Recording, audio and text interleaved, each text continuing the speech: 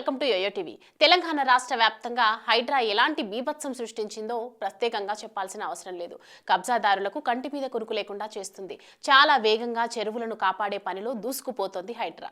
దీంతో కొందరు హైడ్రాకు అడ్డుకట్ట వేయాలని న్యాయస్థానాల చుట్టూ తిరుగుతున్నారు. అయినా సీఎం రేవంత్ రెడ్డి మాత్రం రూల్స్ ప్రకారమే వెళ్తున్నాను అంటూ హైడ్రాకు మరిన్ని అధికారాలను కల్పించింది. దీనికి సంబంధించి 2 రోజుల్లో ఆర్డినెన్స్ రానుంది.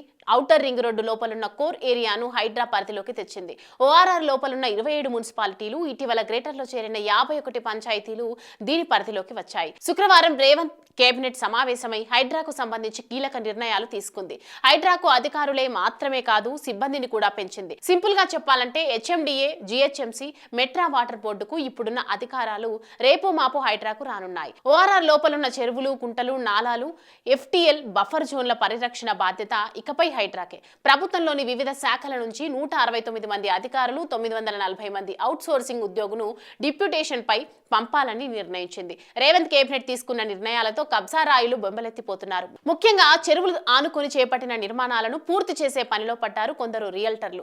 అంతేకాదు అధికార పార్టీ నేతలతో ఆయా బిల్డర్లు మంతనాలు సాగిస్తున్నారు. హైదరాబాద్ సౌత్ ప్రాంతంలోని ఈ మధ్య కాలంలో అక్రమ కట్టడాలు జోరందుకున్నాయి. చెరువులను కబ్జా చేసి భారీ ఎత్తున భవనాలు నిర్మించేశారు. సన్ సిటీ, కాళీమందిర్, హైదర్ షా కోట్ ప్రాంతాల్లో భారీగా అపార్ట్మెంట్లు వెలిశాయి. చాలా వరకు నిర్మాణాలు కూడా జరుగుతున్నాయి. హైడ్రా రంగంలోకి దిగక ముందే వాటిని తక్కువ ధరకు అమ్మేసే పనిలో పడ్డారు. హైడ్రా దిగితే మొత్తానికి నాశనం అవుతుందని భావిస్తున్నారు బిల్డర్లు. ఈ ప్రాంతంలో దాదాపు 70 ఎకరాలు కబ్జాకు గురైనట్లు వార్తలు వస్తున్నాయి. మార్కెట్లో వాటి విలువ అక్షరాల 1500 కోట్ల రూపాయలు పైమాటే. వీటన్నింటినీ కూడా హైడ్రా రూల్స్ ప్రకారం కూల్చివేయడానికి ప్రణాళిక అయితే సిద్ధం చేసుకుంటుంది.